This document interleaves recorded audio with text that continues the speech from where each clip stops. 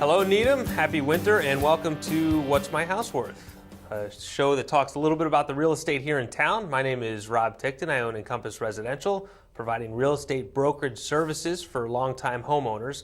I also own Tick Development. We build new construction homes in Needham.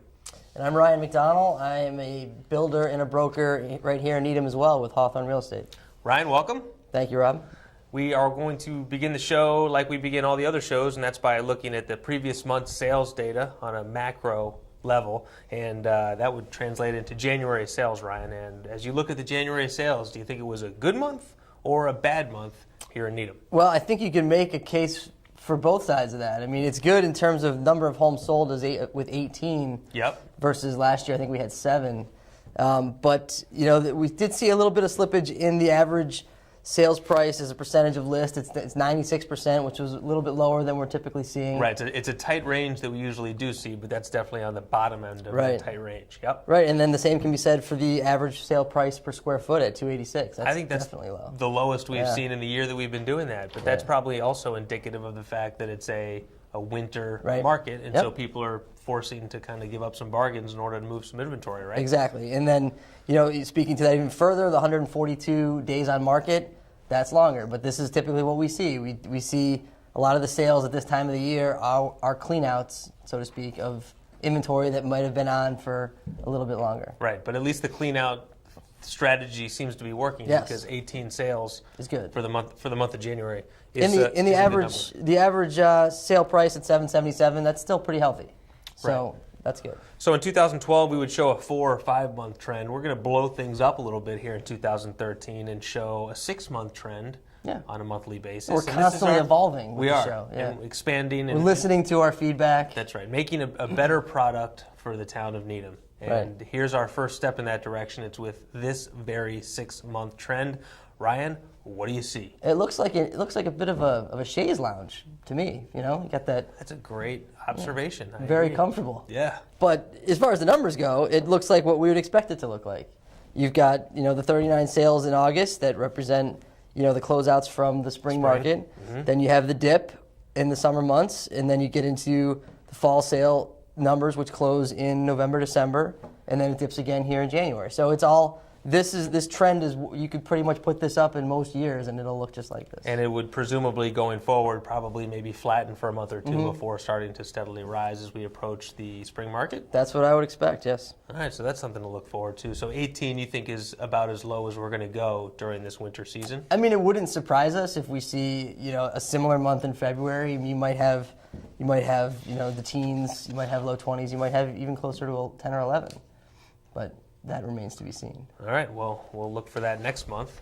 And in the meantime, we are going to see how this particular January stacks up to Januaries of years past. And once again, we're going back 6 years to see how it looks. And to me, if I'm not mistaken, that looks like we have a tie for first place. Yeah, I mean, so again, we back for a few minutes ago, we said we can make an argument either way on how this month went.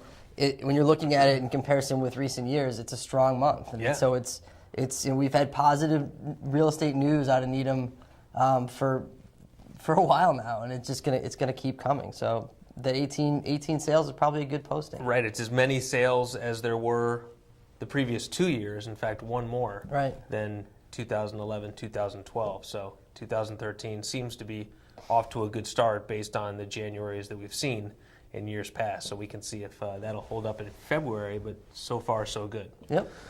That does it for our macro look. We're not going to go crazy digging into schools this year, or this episode, or this program. I guess we could do a comparative middle school show, but it wouldn't. It wouldn't take that long. It wouldn't, and there wouldn't be a whole lot to compare it with.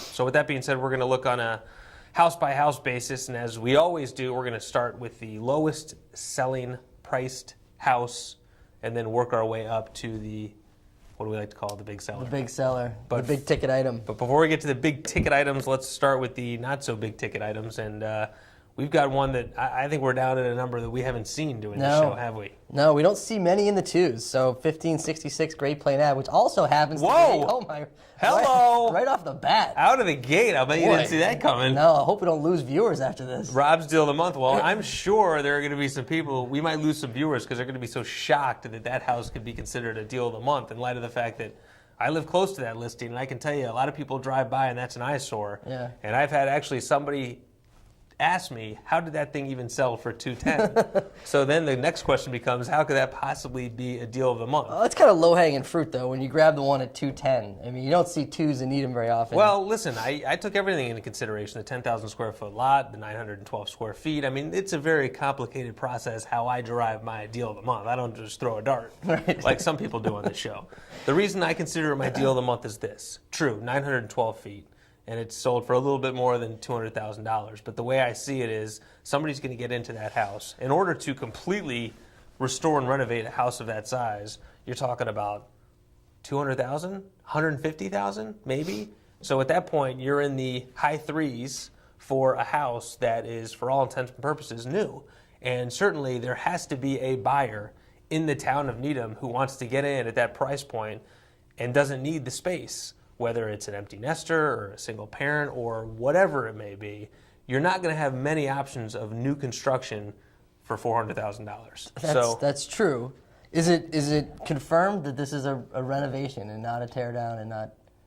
Oh yeah, it's the renovations are ongoing as we speak. I see. Yeah. I see. So anybody who drives by, and there's a Yes, lot of this just in. They're being renovated. That's as true. we I speak. did my homework this time.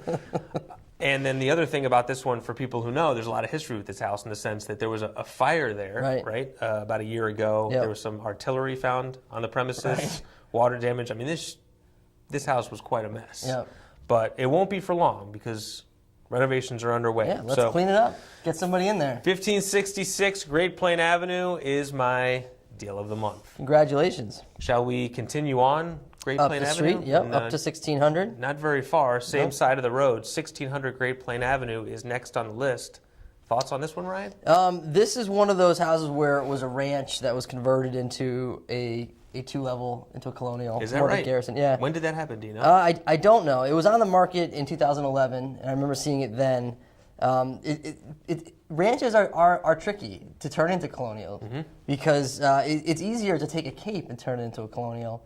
Because with a ranch, you often have to completely reconfigure the first floor. Because you don't know where to put the stairs. Right, and you usually have multiple bedrooms and things that you no longer need on the first floor when it's becoming a colonial. That's a great observation. So the stairwell's got to get in there. You got to reshape everything. And I mean, this one was, it's good space. I mean, it's 2,600 square feet, Including space in the... including on the lower level, sure. But it's a lot of room. It's under 5. Yes, it's on Great Plain, but it's set back a little bit. Yes? I think this is a good buy. I agree. And you said it was on the market in 2011. It was actually, for 93 days of the time it was on the market in 2011, it was priced at $495. Nobody bites. They come back on the following year, and lo and behold, they get $493. Yeah. So it just goes to show you that even Timing is everything. timing is everything. Location is everything. And Timing. so is pricing. Everything. A lot of things are everything. But they all amount to, in their totality, everything. Right. Third up is 342 High Rock Street. That is the third lowest selling house in Needham in the month of January. When you look at that house, anything jump out at you there? I mean, this is one of those ones that makes our job difficult because it's on High Rock, but it's also on a 17,000 square foot lot. But it's a busy street and it's a 1,450 square foot cape. Right. So how do you price it? You can look at some of the capes of the same size, or you can look at houses that are on High Rock, or you can look at houses on 17,000 square foot lots. There's a lot going on there. Right. And I think this one was probably priced too high, and it was on the market for 254 days. So it's a good buy for someone who really wants the lot and wants to do something with a lot of that size. But this one, I felt, we've talked to that sales agent a couple times. It was a tough price model for him. Right. And then from a new construction perspective, the fact that the house across the street, the new construction, Right. sold for under $1 million, basically took the Right. new construction component out of the mix. Right. So there's a lot going on High Rock, and the end result was a sale price of $535, which is probably about right for a cape that size in that condition. Correct. So- I would agree. So In the the lot end- and the street kind of canceled each other out. Yeah, I mean, it all factors in, and the water seeks its own level, and the market determined that house was worth $535,000. But in the meantime, we're going to scoot on over to 56 Elder Road, which coincidentally is one of the places that you did speak to the agent Right. at 342 High Rock about that listing. That's true. 56 Elder Road, that's a one-level ranch as well as the listing that we had looked at previously. Yep. It's, I mean, good size, 1,800 square feet. This house had some updates. It had a new roof. It had new windows. I think one of the things, it also has a huge lot. It's another big one. It's like 15,000 square feet. So a lot to like about the property. The things that maybe aren't so great is the radio tower, I think, is a factor there. It's like it's kind of ever present in that part of town. And, you know, a lot of people aren't looking for ranches. So if you're looking for single level living, Needham does have some good options for you. You can get good space On that street. Yeah, on that street, right. And Right. this one, you know, at $540, I mean, that's a good price for that amount of square feet. Yeah, it was sprawling. Would you Yeah. consider that house to be sprawling? Sure. Yeah, it has a sprawling feel to it. Right, which is why nobody builds ranches anymore, because it's, you know, more expensive with the sprawling nature of it. Right, and people like to have that second level too. Yeah. Although it's more expensive. 430 Webster Street is a house that probably most of our viewers have driven by at some Right. point because it's right there at the corner of Webster and High, or Right. West, where it kind of turns Yep. into High. This is a house on a busy corner, but on the surface, looks like it went for a really good number. Yeah, I mean, definite candidate for deal of the month On the sales side. from the seller's From perspective. the seller's perspective. I think this was a finalist for both of us. Right. Right. Right. I mean, it's you know, when we're looking at some of the options in town of where you're going to spend $540,000, it's you think that when you're, like you mentioned, right on the corner of West and Webster. Yep. Or I think High and Webster technically. it's- But I mean, that's a busy corner. Very I mean, busy. It's And a this lo- house is pulled up to the front and a it's little almost bit, too. like angled, so it's just it's projecting. It's almost like staring at you when you're at the light. Right. So you know, in even having gone inside it when it was being shown, it was stuffed with furniture. I got to hand it to the sales agent here. I think she did a great job. I think it's a good price, and it was an uphill battle. And if I'm the seller, I got to be happy with this. It seems like it would be a really tough house to get in and out of, Yeah. especially during a lot of traffic. You almost to need a deal with. traffic cop. You need if the house came with its own traffic cop, maybe the seller would provide one at least for a year. Yeah. But it's a busy corner, and you know, sometimes you have a gut instinct and you look at things. And I looked at the buyer's agent for this transaction, wondering if it was a local buyer's agent, and it wasn't. And you wonder if that had something to do with the price with which it sold for. Maybe. 106 Hillside Avenue, I know, is another house you had the chance to see the inside of. This is a house that was on a quieter street than the one we just looked at, but Hillside certainly isn't one that you're necessarily playing catch on. Right. But you are relatively close to Cricket Field, and the location has a few things going for it. What about the fact that it was once a two-family home? Yeah. Does this work against it or for it? Well, I think depending on how it's zoned. Traditionally speaking, you're going to get more for your property if you subdivide it and sell it as parts. The parts individually tend to add up to more than what you get with just selling the whole. But people have done this a number of times over the years in different parts of Greater Boston. They have these old homes that used to be multi-families that for whatever reason, maybe big families moving in together, and they convert them back to single families. So I think that the way that it affected this house is you did have a little bit of kind of odd rooms where you could tell that this had once been used. Oh, for is that something. right? Yeah, like on the second floor, for instance, you could see where there was a kitchen.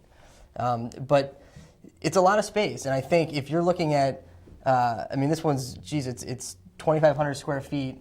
Yeah, it's a good size. For $562, it's like $220 a foot. I mean, that's on the way on the low end of our spectrum, and it's an 18,000 square foot lot. We're seeing a lot of big lots this month. Yeah, especially big lots for a low selling price, Right. too. So I think if you've got a larger family, say maybe 3 or 4 kids, and you're looking in the fives, I mean, this is a great option for you. It's a ton of space, big yard, and it's on a busier road, but it's near, like you said, close to the Needham Heights, the commuter rail, Trader Joe's, Starbucks, Right. to name a few. A great option for a bigger family, you say, at a relatively strong or low price point, Yeah. but nevertheless takes 96 days to sell.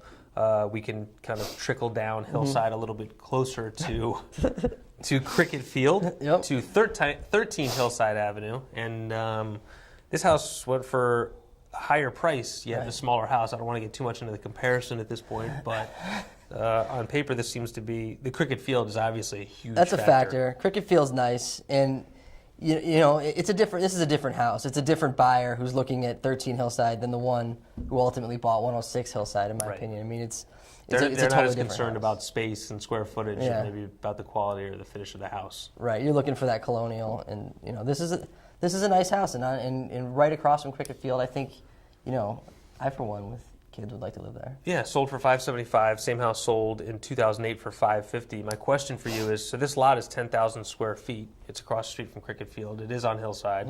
From a builder's perspective, there's no house on that lot. What are you paying to buy that lot to build a new house? I mean, you're probably, like we always look at from the builder's perspective, and Jen, I don't want to give away the keys to the kingdom here, but we look at what the end sell price is going to be. Yes. So is this a 1-2 location?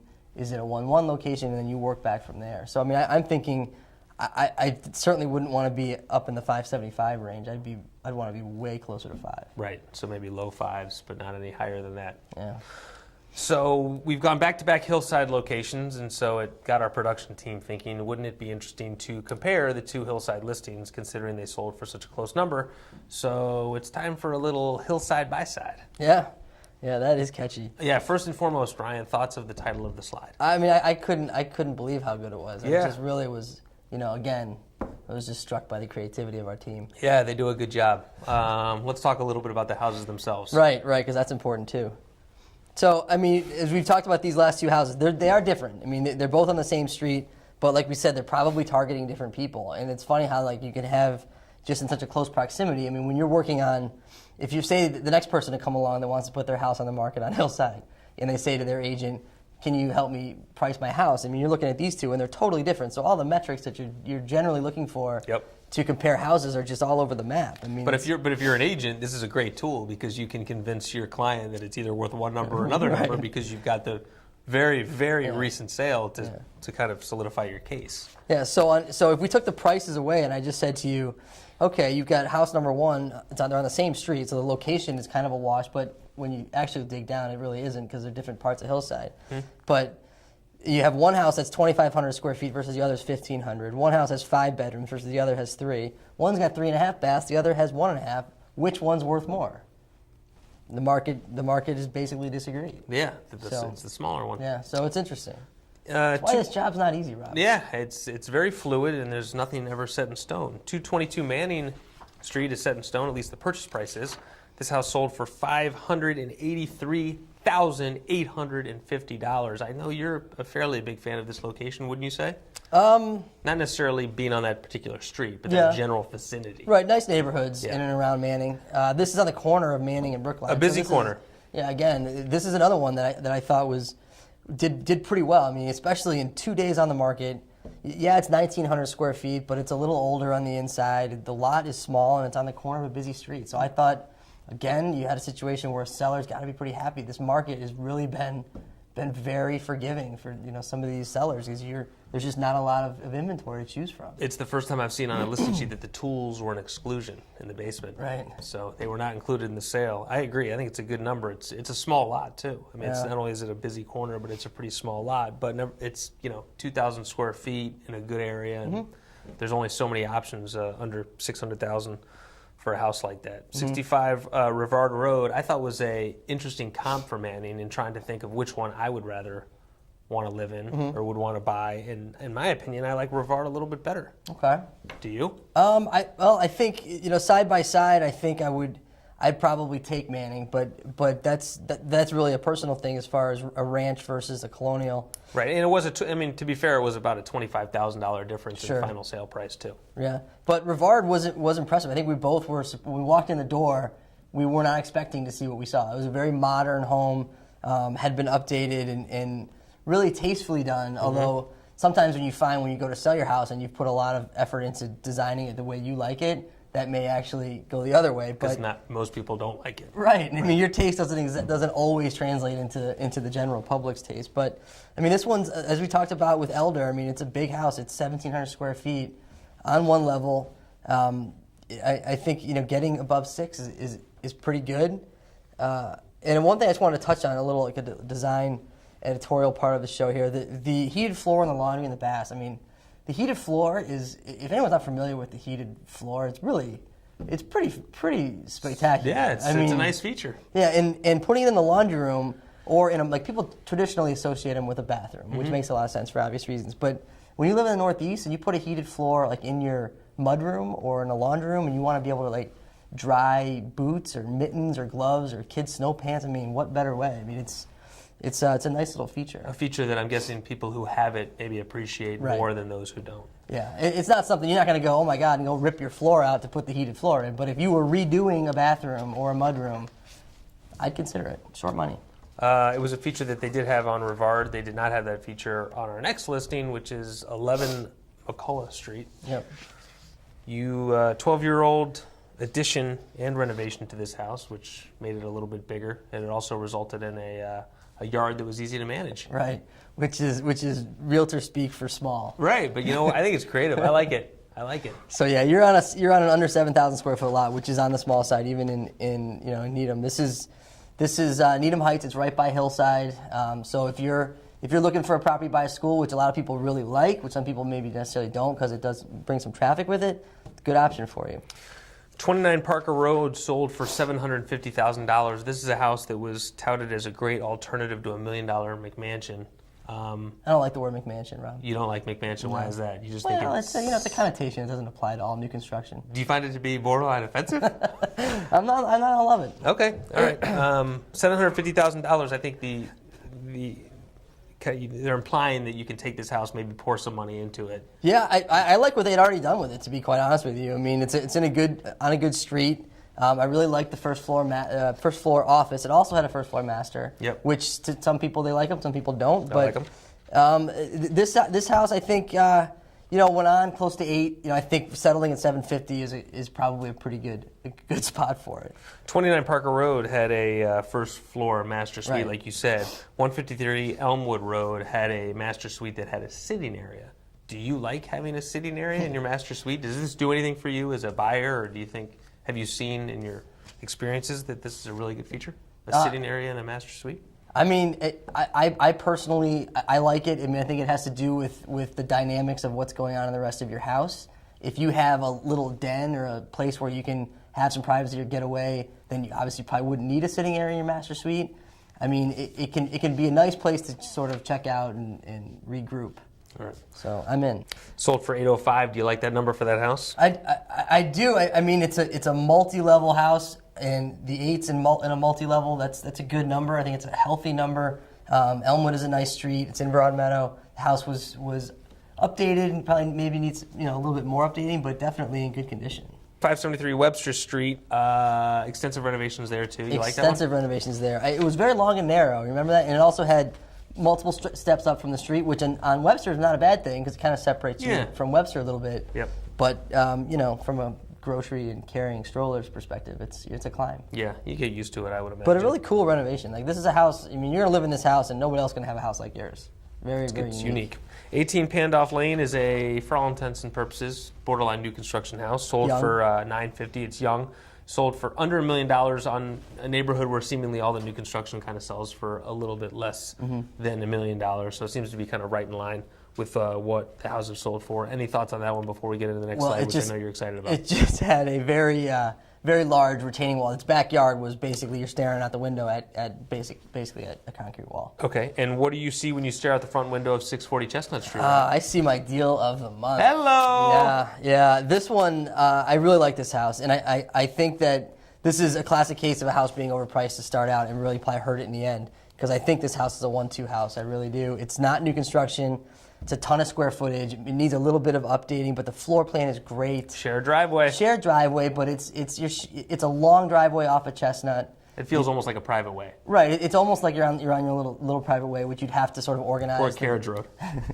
But I mean, you're dealing with having to organize the driveway to be plowed. I mean, it's really not a tremendous inconvenience. But this one, I think, the buyer here just slam dunk at 1,125. This is a great house. Huge yard. I loved it. Yeah, it was nice space surrounded by a similar priced home, similar feel, its own little almost community. Yeah, you can have a community with just 3 or 4 homes, but really I agree. Great buy. 195 Elmwood Road, I thought was a pretty good buy too. I mean, my first impression of that, looking at the numbers and knowing a little bit about the house, was they certainly didn't overpay for it. No, right? I mean, it's a unique design for new construction. It's not a McMansion, Rob, or a cookie cutter. Right, so but you talked about Hillside and thinking about what the sellout is for a street like Hillside. When you think about what the sellout is for a street like Elmwood, I'm in the 1.4s. Yeah, I mean 1.3s is a good number. Yeah, I'd say this is on the lower end of what the potential might have been here. Yeah. I would agree. Although the original list was 1389, Yeah. so 1.4s was never in the equation for the builder. Right. And even though they do have 10-foot Ceilings. in the first floor. Right. 23 Virginia Road, the big difference I noticed on this house, 23 Virginia Road, compared with the Elmwood, is it's a lot bigger. Yeah. It's almost it's more. I think It's 600. it's very wide too. Right. So, as I kind of look at the two, I think to myself, I mean, is there really that much of a difference between a 4,600 square foot house and a 5,200 square foot house? Like, is that quantifiable to you? They can be too big. And when you pay too much attention, which I think a lot of appraisers are doing right now, you pay too much attention to square footage. And I'm more concerned about, especially when we're building custom homes, is don't go so big because you can get nice and better without going bigger. And I think if you just focus on your square footage, you end up spending all your money on your hard construction costs and not really having enough to really lay it out and finish it the way you want. Right, but the incremental jump of that 600 square feet, I mean, what does that really cost if you're not adding more baths or, But I mean, if you're making that footprint bigger, it adds up very quickly because you're talking about costs from the ground up. And to own. Yeah. More space to heat. To cool. It's exactly. And this one, again, we say it every month. We talk about it constantly. Price your house right. This one went out at almost 1.5 and ends up settling under 1.4. You just got to know what you're selling, and it's hard to do, and it's so easy to sit here and Monday morning quarterback this thing, but it's. We said right when that went on, we said, ooh, because we were having a house built right behind it on Parker, and we said that it's going to be a great comp for us because it's going to set the market. Yeah, and it did at 1385. You look at Elmwood, you look at Virginia, and you think here are two houses, if they were on really big lots, they would be similar to 80 Pine, presumably, right? Yeah. We had a chance to see the inside of that. We did. And this was a house that was, I think the price, a lot of that was derived from the location of it in the lot, not so much the house. Would you agree with that? I would. Again, I kind of felt like 80 Pine left a little bit on the table as far as getting what you want out of 1.5 million. But I've been called a new construction snob before. Yeah, so. And you will be again. Right. Maybe even after this show. There's a lot of viewers screaming that at the screen right now. The colors, walking through it, the paint colors didn't really jump out at you. It was a pretty safe, a lot of similar colors kind of throughout the house. You think it's to your benefit to really get kind of creative? I mean, you want to stay within the boundaries of, tasteful. Right. But do you think it does make a difference when you have these rooms that are painted kind of different colors with some bold choices along the way? Personally, I do, and because it's quite honestly, it's the easiest thing to undo. If a buyer doesn't like the paint colors, you can change those for a couple $100. Yeah, it's a really, risk worth taking. I agree. Okay, so that does it. That's our big seller. That also wraps up the 18 homes that sold in Needham for the month of January. So as we always do, we are now going to take a snapshot of the market and see what things look like as we enter the month of February. And we've got 58 single-family active listings compared to 52 last month. It's a little jump, but it is a jump, saying that maybe things are starting to loosen up and come on because we're entering the spring. Maybe. Do you agree with that? Yeah, I mean, that's what it says. And more houses under agreement. That's also a good sign. That's 9 Bodes higher. well. Bodes well. That's right? 42 closings that we're going to have coming up. Yeah, hopefully right. A good portion of those will be in February. Right. Average listing price kind of staying consistent. I feel like I'm stealing your thunder. No, that's all right. No, you're doing great. No, you're wrap it doing up. Great. I insist. Go ahead. Yeah, the listing price in the 1.4. Oh, we're out of time. No, I'm kidding. Go ahead. Average days on market, 153 days.